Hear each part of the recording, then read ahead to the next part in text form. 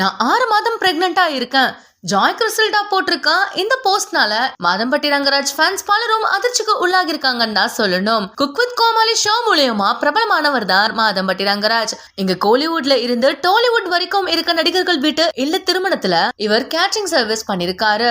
அந்த அளவுக்கு ஃபேமஸ் ஆன இவருக்கு இவருடைய காஸ்டியூம் டிசைனரான ஜாய் கிறிஸ்டல்டா கூட தொடர்பு இருக்குன்னு சில மாதங்களுக்கு முன்னாடி செய்திகள் வெளியாகி பரபரப்பை ஏற்படுத்துச்சு. இந்த தகவல்கள் எல்லாம் உண்மைங்கிற மாதிரி ஜாய் கிறிஸ்டல்டாவும் அவங்களுடைய இன்ஸ்டாகிராம் பக்கத்துல மாதம்பட்டி ரங்கராஜ் கூட காதலர் தினம் கொண்டாடியதா ஒரு ஸ்டோரியை ஷேர் பண்ணிருந்தாங்க.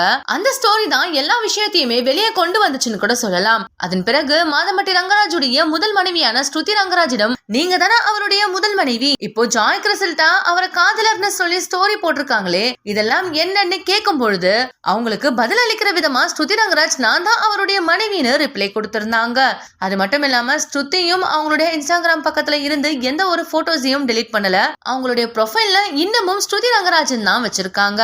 இந்த நிலையில ஜாய் கிறிஸ்டல்டா எங்க 2 பேருக்கும் திருமணம் நடந்துருச்சு, பேபி லோடிங் 6 மாதம் நான் பிரெக்னண்டா இருக்கேன்னு ஒரு போஸ்டர் ஷேர் பண்ணிருக்காங்க.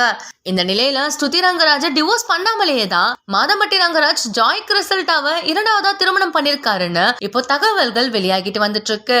ஆனா ஸ்ருதி ரங்கராஜ் வழக்கறிஞரா இருக்கிறதுனால எப்படி டிவோர்ஸ் பண்ணாம இவரை கல்யாணம் பண்ண விட்டுருப்பாங்கன்னு ஒரு பக்கம் கேள்வி எழதான் செய்யுது. இதற்கெல்லாம் ஸ்ருதியும் மாதம்பட்டி ரங்கராஜும் விடையளிக்கிறாங்களான்னு பொறுத்திருந்து பார்ப்போம். இந்த வீடியோ உங்களுக்கு பிடிச்சிருந்தா லைக் அண்ட் ஷேர் பண்ணுங்க. இந்த வீடியோ பத்தின கருத்துக்களை கமெண்ட்ல சொல்லுங்க. மேலும் இந்த மாதிரியான ட்ரெண்டிங் மற்றும் சினிமா செய்திகள் பாக்குறதுக்கு நம்மளுடைய GLV என்டர்டைன்மெண்ட் டிவியை சப்ஸ்கிரைப் பண்ணிக்கோங்க.